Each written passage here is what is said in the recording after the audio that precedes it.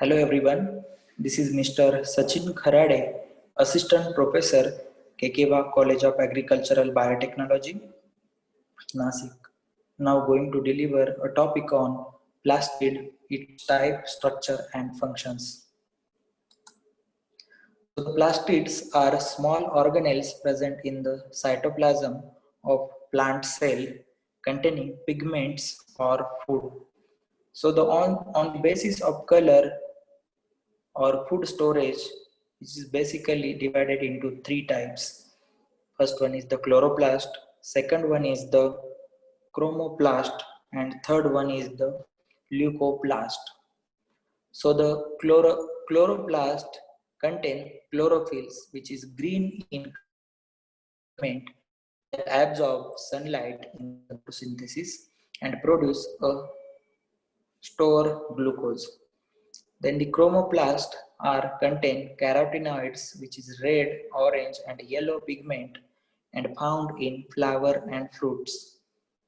Third one is the leucoplast, which is no pigment, which having no pigment and used to store starch.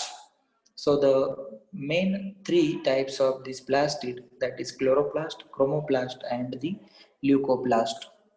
So the types of plastids, the term plastid was used by Schimper in the year 1885 and he classified the plastid as following. First one is the leucoplast. Leuco means white and plast means living, are the colorless plastid are found in embryonic and germ cell found in the region of the plant which are not receiving the light. They store carbohydrate, lipid and protein and accordingly are of the following types. First one is the amyloplast, second one is the elaioplast, and third one is the proteoionoplast. So the second types of plastid, that is chromoplast. Chroma means color and plastid means living, are the colored plastids containing carotenoid and other pigment. They impart color, that is yellow, orange and red, to retain or to certain portion of the plant such as a flower, petals, fruits, roots. So the two types of chromoplast, that is hyoplast and rhodoplast. The third most important type of plastid is the chloroplast. So chloro means green and plastid means living. Plast means living, occurs mostly in a green algae and plants and contain pigments like chlorophyll A and chlorophyll B and DNA and RNA. So the historical development of this chloroplast, the chloroplast were described as early as 17th century by Nehemiah Grew and Anton von Leeuwenhoek. The term plastid was used by the Schimper in the 1885.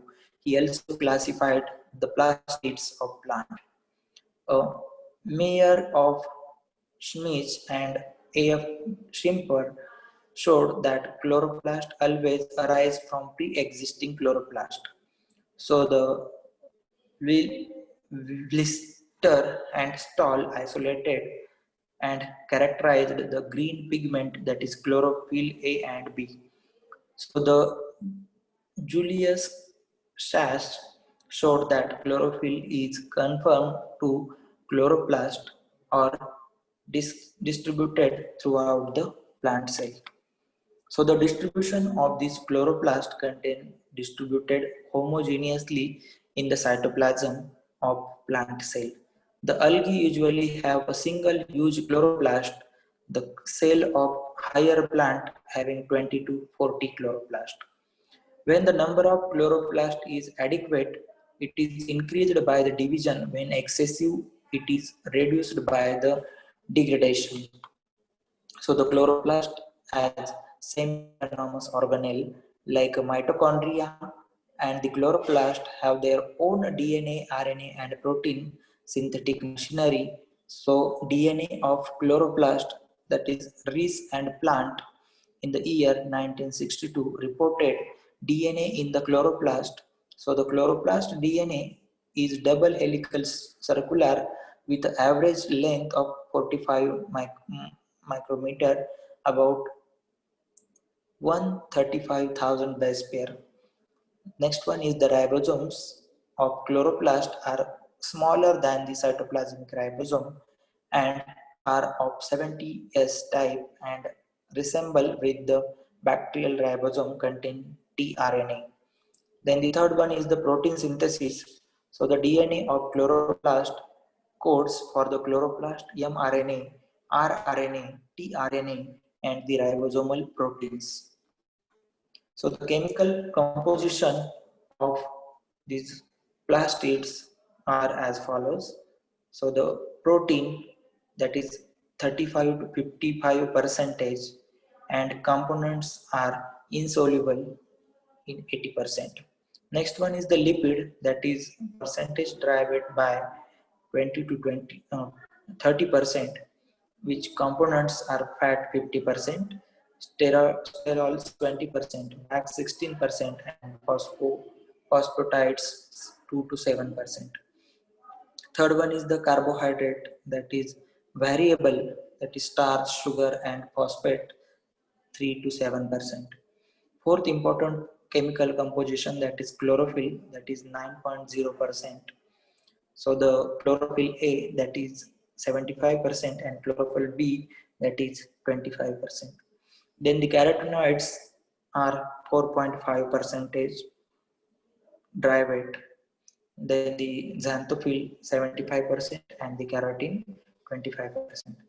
Then the sixth important part of chemical composition is nucleic acid, that is RNA and DNA, which is percent dry weight is 3 to 4 percentage. Then the ultrastructure of this plastid, chloroplast, comprises the following three main components. First one is the envelope, second one is the stroma, and third one is the thylakoid membrane.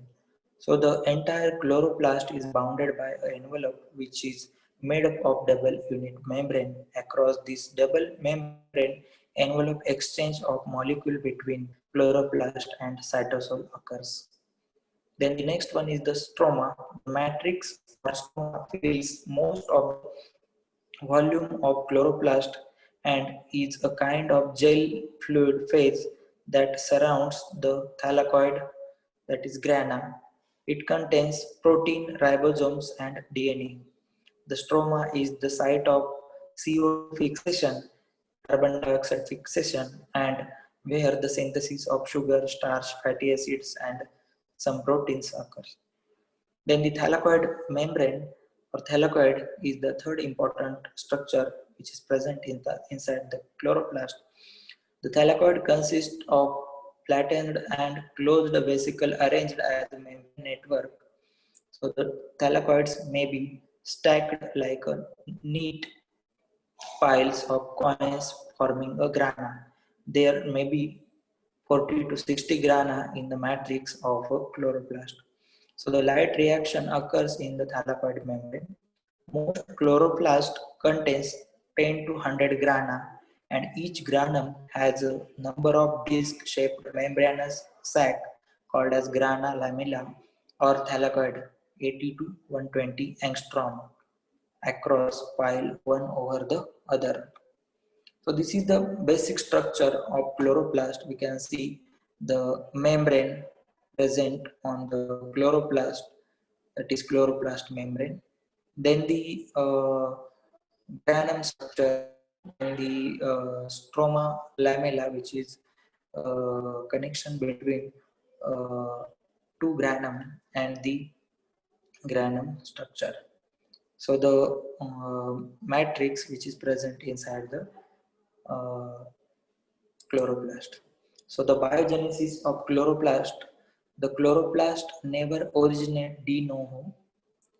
Chloroplast multiply by the fission process that implies growth of daughter organelles. So, during the development of the chloroplast, the first structure to appear is the so-called as proplast. Then the proplastid is then develops into a chloroplast. So this is the structure development of chloroplast. First one is the proplast, which is first phase is the proplastid phase. Inside the proplastid is developed into double chloroplast membrane. You can see here. Then the flattened cisternae, which is forming inside the chloroplast membrane. And next phase is the differentiation phase. In that, grana will develop inside the plastid membrane.